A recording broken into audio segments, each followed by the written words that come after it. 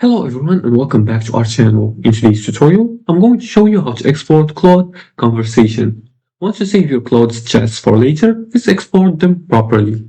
Now Claude conversations can be valuable for work, study, or reference, and in 2026 you can export conversations so you don't lose important information.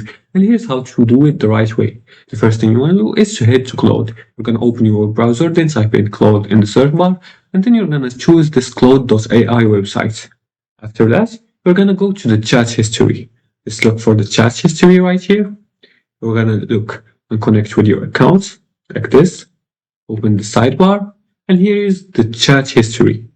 For example, I'm going to choose this conversation. We're going to open the conversation you want, this conversation right here. And then we're going to click the export or download option if available. Look for it by clicking here. You can click on add it to projects. Or you can click here and here and click on share. You can share the conversation just like this, either public or private, and you can create a link and you can copy it wherever you want. That's how you can export a conversation here, or you can copy the contents. You can copy all the contents manually. That works as well. Now you can also choose the format, text or PDF is supported, and save the file to your device. And you can also, like I said, manually copy and paste the conversation.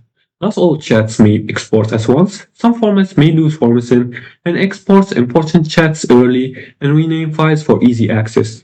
And that's how you export Claude conversation in 2026 safely. If you like this video and found this helpful, please like and subscribe and leave a comment below the video if you have further more questions about this topic.